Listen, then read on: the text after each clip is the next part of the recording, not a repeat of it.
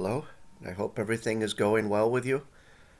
We got the good news the other day that we will be returning to the public celebration of Mass, and that will begin on the weekend of the 30th and 31st of May. So, 2 weeks from this weekend. So that's good news. But of course, I don't know what's wrong with that cat. Um, we will have to be following different guidelines, and I will tell you a little bit about those. And normally, under normal circumstances, I recommend that everyone go to church. But not these days. I do not recommend everyone go to church. I don't really recommend anyone go to church, but I know people will. And so this is an opportunity for people to go. Uh, there are a number of people who really should stay home. The the elderly, those who have underlying health conditions, and really anyone else, anyone who has an elderly family member that they have to take care of, anyone who feels any trepidation in their heart for what is going on with a coronavirus, anyone. You have the right to stay home. The bishop has given dispensation for everyone to stay home from Mass until September 6th. So you can spend all summer at home, and you should do so without any guilt, for you are not sinning because you have been dispensed. Normally, we would love to go to Mass, wouldn't we? But not in times like this. um, so you've been dispensed, and you should not feel any guilt for staying home from Mass these days, nor should anyone make you feel guilty. Maybe people will. I know it's silly. Um, you shouldn't have the thought that you are being less faithful in staying home and people who go to Mass are more faithful. That's simply not true. So don't have any feelings of that sort. We would love to go to Mass all together. It's painful that we can't, but we really have to do what is best for our health, and for the health of the people we love, for the health of those who are older, and so forth. So it's a painful situation, but we will be returning to the public celebration of Mass again May 30th and 31st.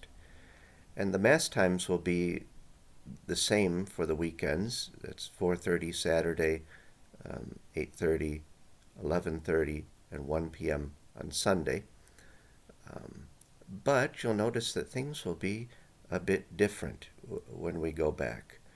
And it'll be weird, it will be annoying, and not just because I'm there, because of all of these regulations and rules we have to follow. And you'll see I put a list down here in the whatever you call it, the directions or the thing down there below the video that will link you up to the simple one-page summary I've made of the verbose diocesan regulations and rules for everyone. These will be what we will follow to the best of our ability here in our parish. So, can I assure you that you will not get sick coming to church? No. Can I assure you that everyone will do exactly as I am asking them to? No. Can I assure you that everyone will stay 6 feet away from you at all times? No. Can I assure you that everyone will follow the strong recommendation that people wear face masks? No. I'm not going to hire a bouncer for church. It's not what we're about. I'm not going to have ushers beat up on people or send people away. The way our church is, it's large. We never have full seating capacity except at Easter and Christmas. We've roped off every other pew. I just ask that you try the best you can to stay 6 feet away from people who aren't of your family group. the people you live with.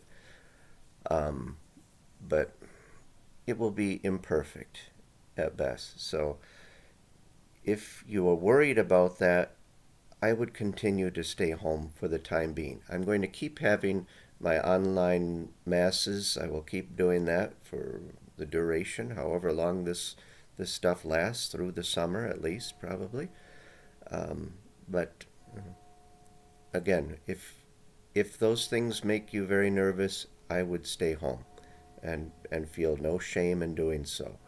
Um, I think it's very important that people do these days.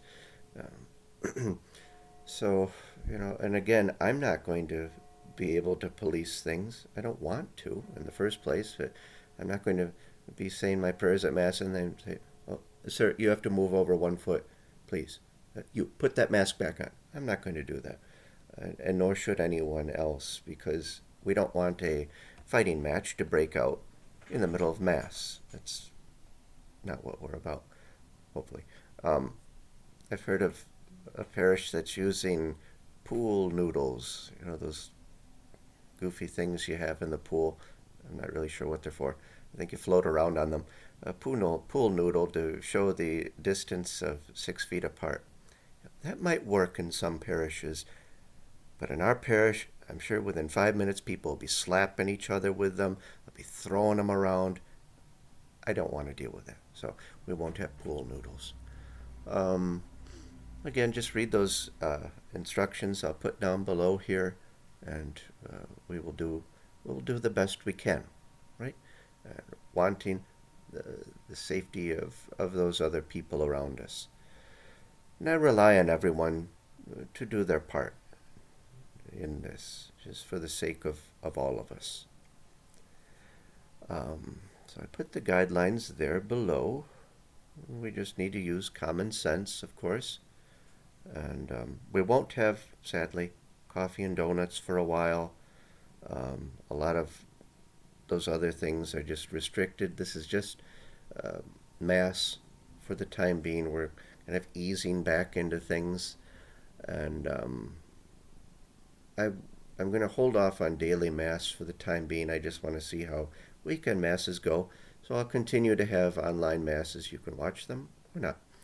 Um, so that's that. Again, read those directives I put down below.